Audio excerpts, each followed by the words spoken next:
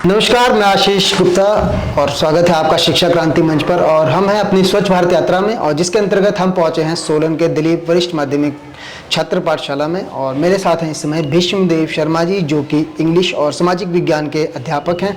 तो आइए उनसे कुछ बातचीत करते हैं और जानते हैं आज हमारे द्वारा की गई यहाँ पर कुछ गतिविधि, और उसके बारे में ये प्रकाश डालेंगे कि किस प्रकार से ये हमारा उस गतिविधि में सहयोग करेंगे। सर, बहुत बहुत स्वागत है आपका। धन्यवाद सर।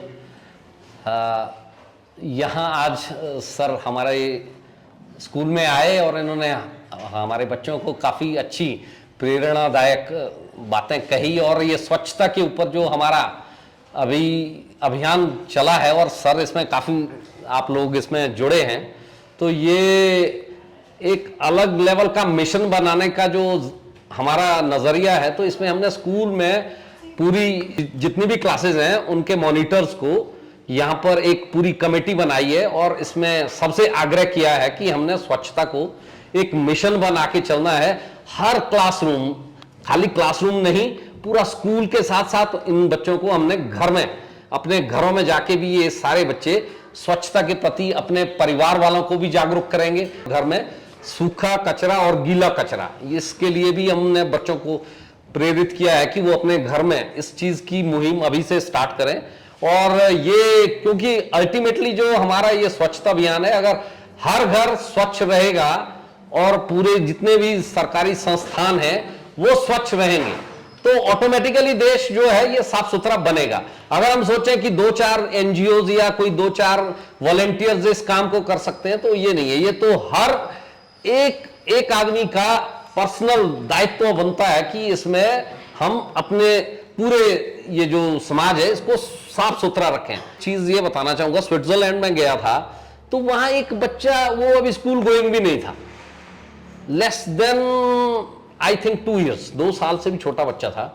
उसके साथ मम्मी पापा वो लेजर टाइम में वहां रेस्टोरेंट में अपना कोई लंच के लिए आए थे, और वो बच्चा जो कि अभी स्कूल नाम से भी मतलब उसको अनभिज्ञ था, वो बच्चे के पास चॉकलेट का रैपर था। वो बच्चा ढंग से चल भी नहीं पा रहा था, पर वो उसके मम्मी पापा ने देखा कि हाँ ये कहाँ जा रहा है। वो बिल्कुल उस बच्चे को, हमारे हिंदुस्तान में तो बड़े बड़े बुजुर्ग, क्या जो बड़े बड़े ऑफिसर्स हैं, वो भी हर कहीं कचरा फेंक रहे हैं। तो वो बच्चा गया, उसने डस्टबिन ढूंढा बाहर जाके, और उसमें जाके वो आया। और जब एक छोटा सा बच्चा इस चीज को इतनी मतलब दिल से समझ रहे हैं, तो ये तब जाके मैं कहा वहां कैसे गंद पड़ सकती। वो पूरी कंट्री साफ सुथरी तभी है कि हर बच्चा जो अभी स्कूल भी नहीं गया वो भी अपनी स्वच्छता के प्रति उतना जागरूक है। तो ये दूसरा इंसिडेंट एक मैंने देखा, मैं रामपुर से आ रहा था बस में, वहां 2 पेरेंट्स, वो एक जवान बेटा था और उसके पापा, वो लगातार, और मैं फॉर्चुनेटली उनके साथ ही बस में खड़ा था। बस में भीड़ बहुत थी, हिंदुस्तानी बसेस तो मोस्टली भरी रहती हैं, और सर्दी का मौसम था, तो मूंगफलियां हिंदुस्तानी भी खा रहे थे। और वो 2 अंग्रेज, वो इंग्लैंड से आए थे, मैंने बाद में उनसे इंटरेक्शन किया था। वो लगातार मूंगफलियां, क्या उन्होंने तो जो अंदर जो उसमें जब हम मूंगफली को खोलते हैं उसके अंदर का भी जो छिलका है उसको भी साफ करके व्हाइट वाला पार्ट ही उन्होंने खाया। और ऑरेंजेस, बनानास, सारी चीजों को एंजॉय करते गए, बट एक दिन का भी उन्होंने बस में नहीं गिराया। जबकि वो बाकी लोग, हम खा रहे थे और चलो जी मूंगफलियां खा रहे हैं, केले खा रहे हैं, कोई बाहर फेंक रहा है, अंदर फेंक रहा है। तो मैं देखता गया, लगातार उन्होंने 4 घंटे का सफर मेरे साथ किया। तो एक मैं देखता, ऑब्जर्व भी करता रहा, तो उसमें एक दिन का नहीं बस में गिराया। ये चीज अगर हम अपने देश में आप बच्चों के थ्रू इस चीज को हर घर तक पहुंचाए, तो मुझे लग रहा है कि ये एक बहुत बड़ा काम होगा। क्योंकि देश के अगर प्रधानमंत्री झाड़ू मार रहे हैं, तो वो भी हम सबको सिखाने के लिए बता रहे हैं कि अगर वो भी झाड़ू मार रहे हैं तो कोई उनसे बड़ा तो नहीं है इस देश में। तो ये हम सबको समझना पड़ेगा, और इस बात को अगर हम समझेंगे तो निसंदेह हम ये मिशन अगर 2047 का है, तो मुझे लग रहा है ये 2027 में भी हासिल किया जा सकता है। Thank you.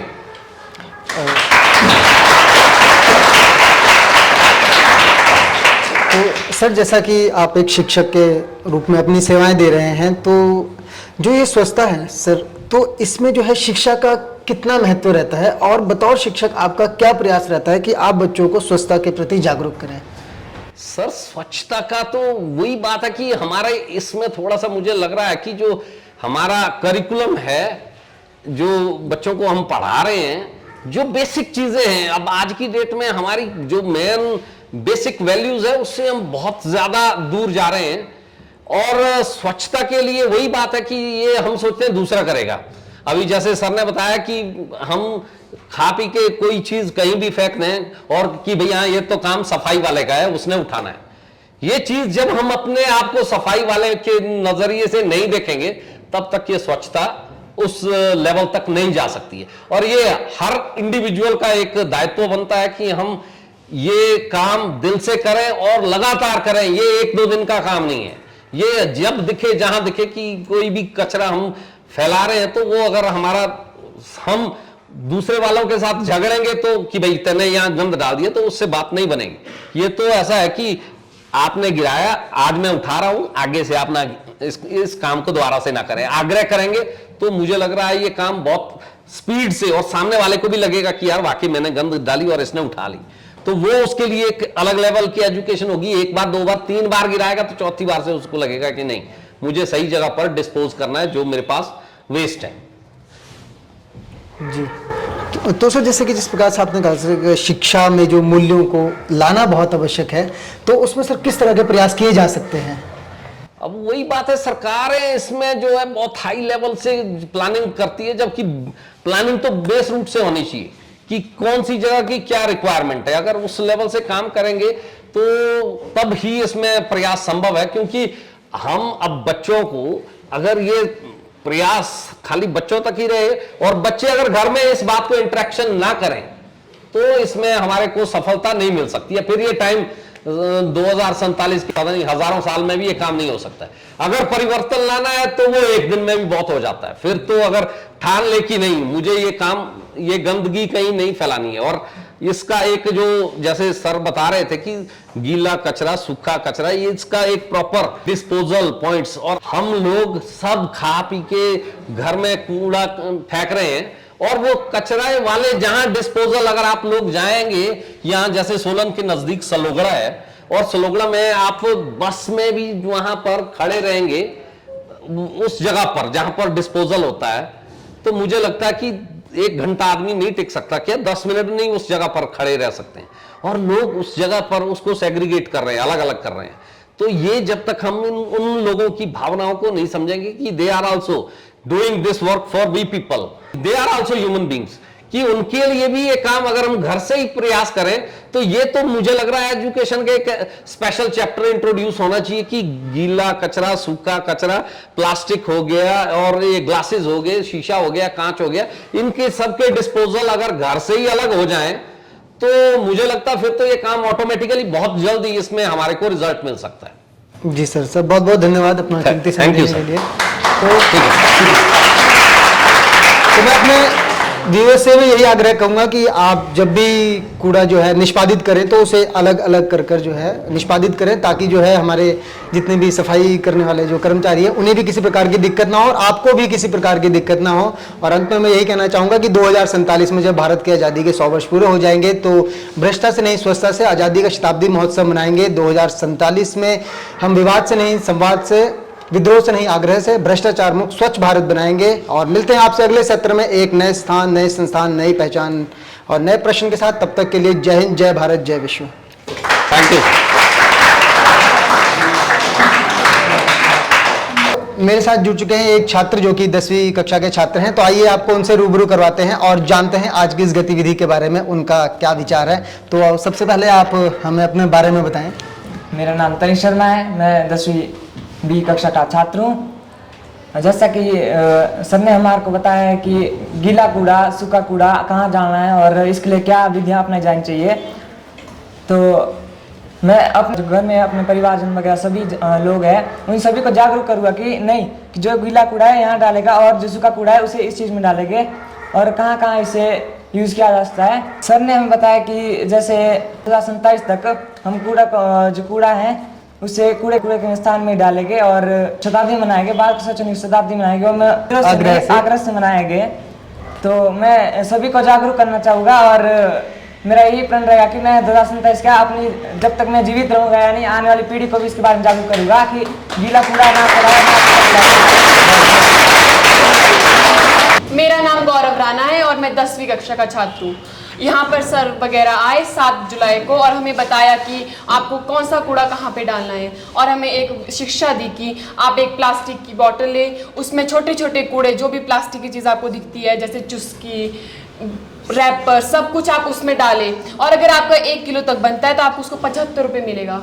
आप किसी भी कॉर्पोरेशन में जा सकते हो और आपको उसका पैसा मिलेगा और ये हर एक क्लास में ये संस्था चलाई जाएगी। हर एक क्लास में 50 बच्चे बैठते हैं, उस हिसाब से 50 किलो पूरा 50 किलो कचरा हम इकट्ठा कर सकते हैं और उससे हम पैसे भी ले सकते हैं और साथ में हमारी क्लास स्वच्छ रहेगी और हमारा स्कूल भी स्वच्छ रहेगा। और इसी के साथ सर ने हमें ये भी बताया कि गीला और सूखा कचरा कहाँ कहाँ डालना है, उसके लिए स्पेशली डस्टबिन बनाए गए हैं सरकार द्वारा और 2047 तक हमें ऐसा भारत स्वच्छ बनाना है कि जहाँ पे एक छोटा सा कूड़ा भी ना दिखे और 2047 तक हमें ये दिखाना है कि हमारा भारत सबसे ज़्यादा स्वच्छ है और पूरे जितने भी पूरे भारत में लोग हैं उनको सबको पता लगना चाहिए, एक छोटा सा 1 साल का बच्चा भी ये जाने कि हमें कूड़ा कहीं और नहीं बल्कि डस्टबिन में ही फेंकना है।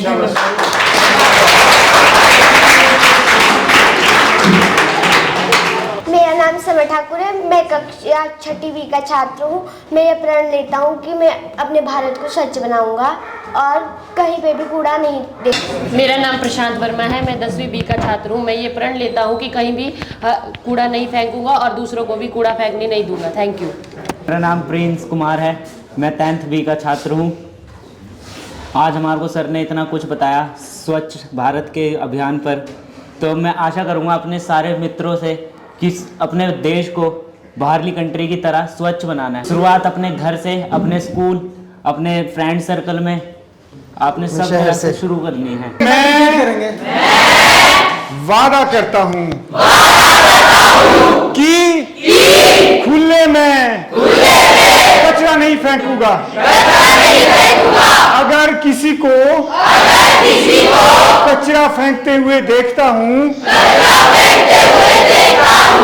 तो उनसे ऐसा ना करने का